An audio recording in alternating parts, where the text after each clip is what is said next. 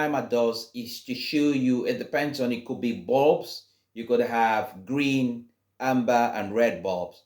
So when the green bulb goes off, let's say you have a 7 minute speech.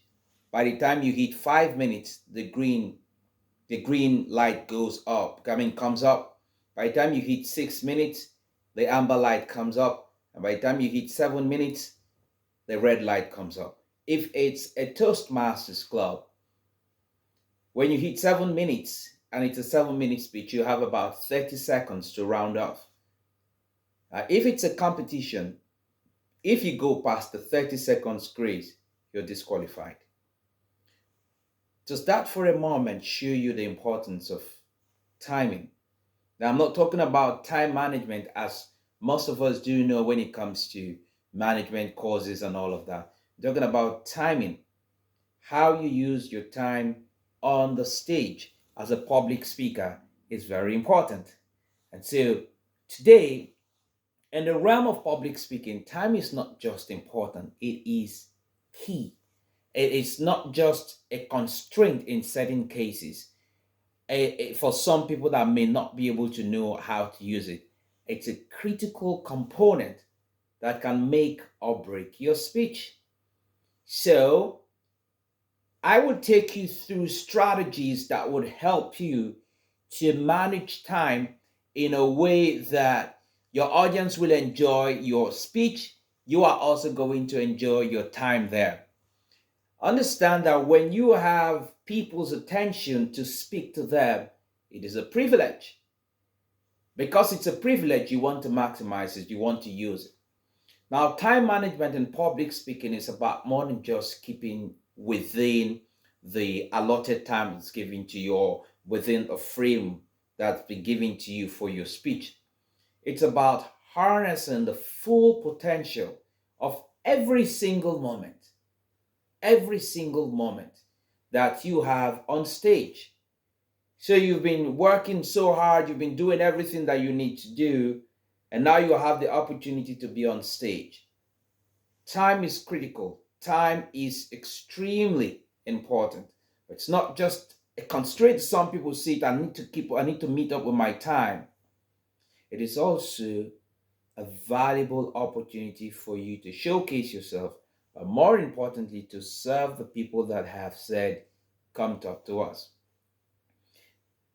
Another important thing about timing is that about time when you are there, whether your speech is a 5 minute speech or probably a 50-minute speech, is that you are there to connect with the audience. That's why you are there.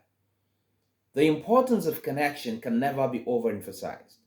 For many people, when they have the opportunity to speak, they think it's about words, it's about just communicating. They think it's about looking good. They think it's about how you do all the technical things on stage.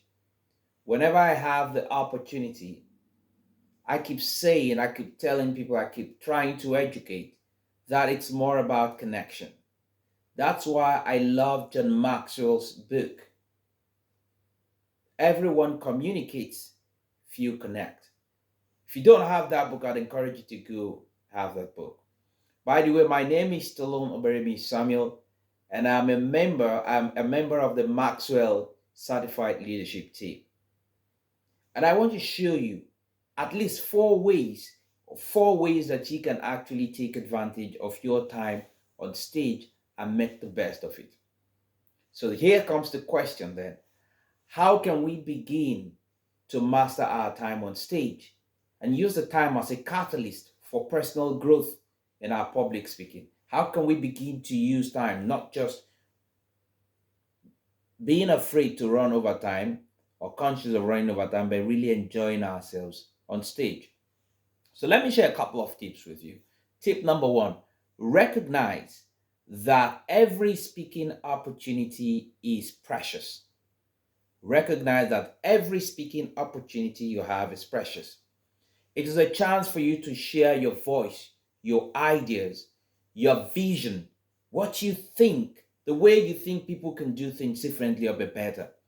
Therefore, it's essential to make the most of it And when you're on stage, to prioritize your message, focus on the more important things, the key points, and try to reduce too many things, bringing too many things into your speech.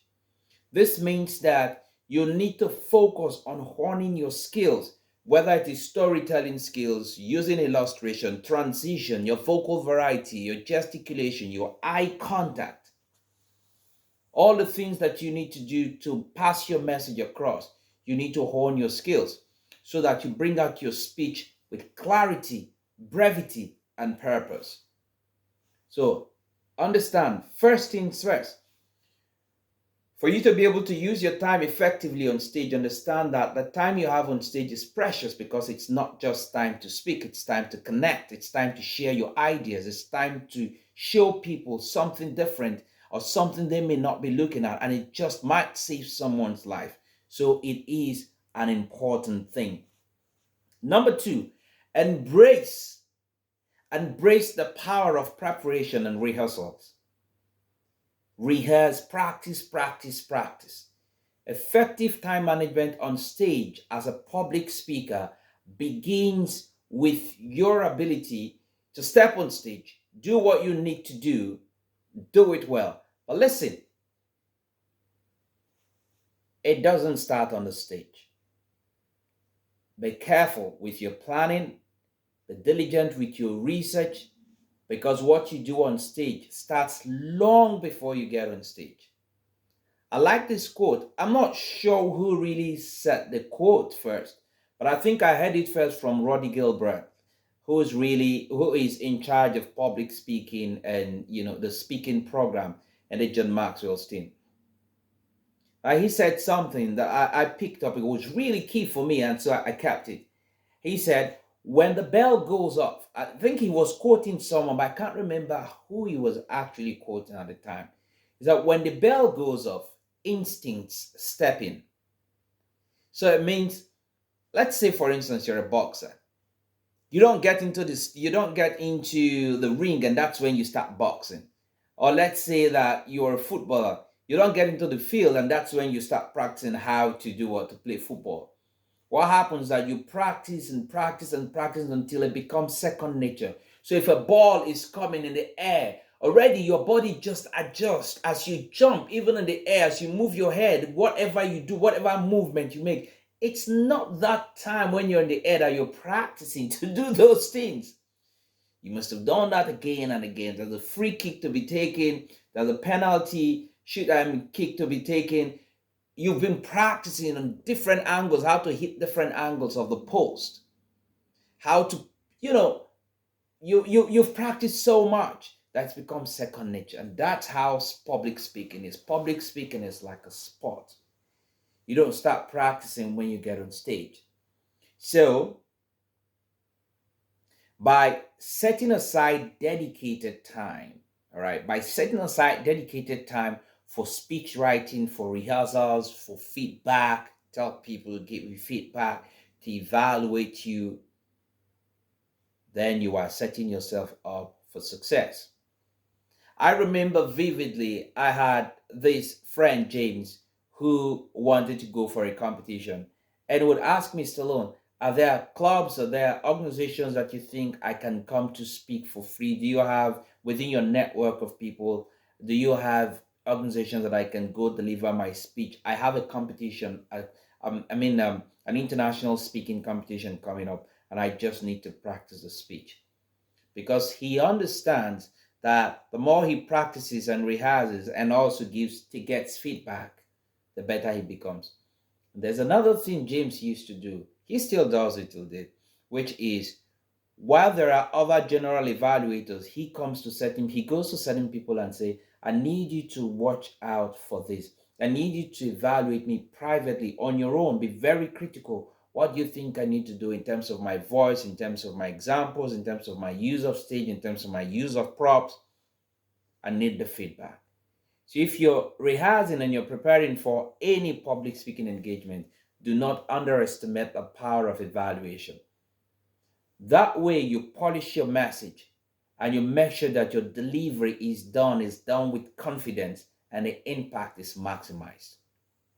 So let me quickly go on to number three.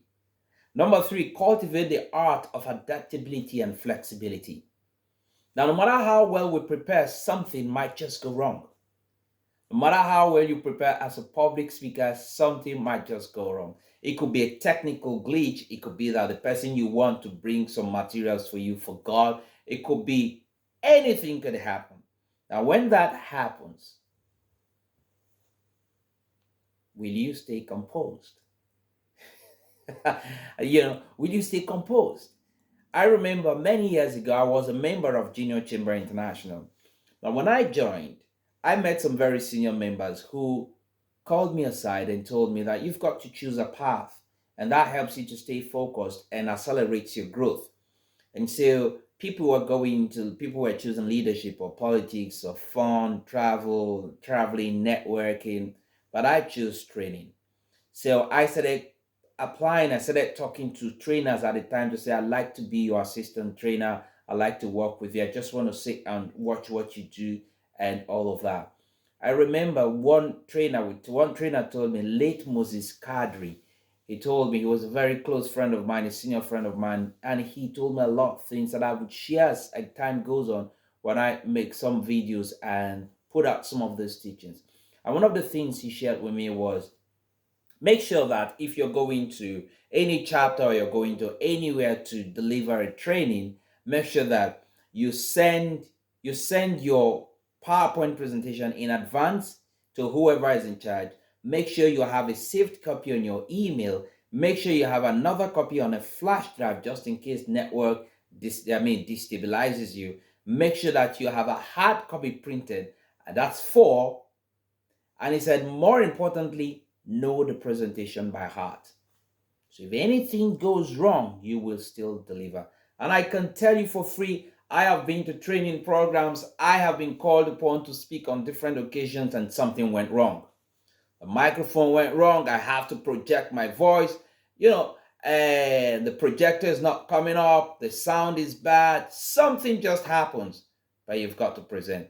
This is why it's important that you pay attention that people, like Maya Angelou said, people will forget. I think it was Maya Angelou that said that. People will forget, might forget, or may forget what they heard. They may forget what you said. But one thing is certain, they will not forget how you made them feel. When you're confident, when your delivery is on point, people see all the obstacles, but yet to deliver, they'll never forget. Long after the applause, what you want to do is to ensure that at the end of the day, they remember something, they become better people. Now, when you understand how important this is, you put energy, you put so much to ensure that you deliver. I said I was going to share first. I want to share the fourth one. I hope this is making sense to you. Now, if it's making sense to you, I'd encourage you to please share this video with your friends, those who are on the same journey with you and trying to become better public speakers. No matter the level you are in your public speaking career, you will be able to buy out. Sometimes it could just be a reminder, some of these things, so that as you're preparing for your next public speaking engagement, you remember those things. If you are new, this is gold for you. Share with your friends so that we share the news about public speaking and how people can become better public speakers. Now, number four, remember that time management in public speaking is about building relationships. Like I said earlier, it's about connections. And so fostering connections is key thing for you as a public speaker. But focus shouldn't be about you. For you are the messenger, and the messenger is not important. Focus on delivering, focus on the recipient of the message, and focus on the message so that the message is actually delivered without being diluted or distorted. So the time you have on stage is time for you to feel. It's not the time for you to think.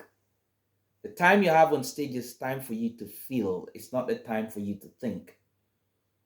What does that mean? In fact, that reminds me of one of John Maxwell's quote in one of his books, The 15 Invaluable Laws of Growth, where he said that if you do the things that you need to do when you need to do them, then someday you can do the things that you want to do when you want to do them.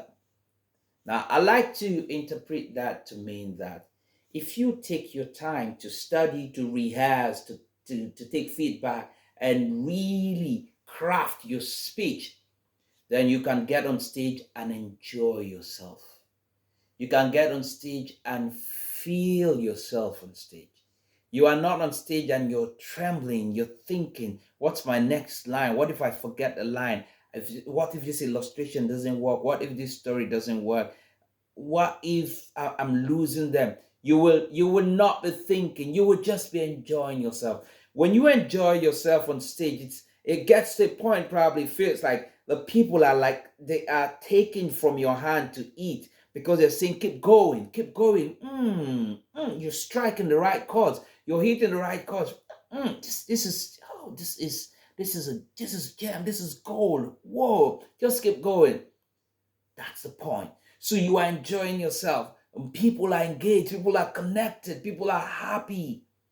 They're happy to be there. They want you to stay, to keep going. That's where you want to be.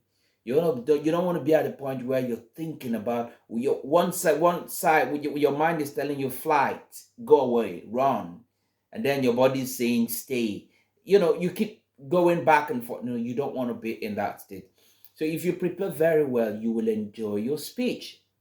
You will enjoy yourself on stage. This means that because it's about relationship building, you should focus on paying attention, enjoying yourself, listening to the people that you're talking to, engaging with them, connecting with them, listening actively to your audience. Are they with you? Are they disconnected? How do you reconnect? Because you have all of that planned already, it's not a challenge.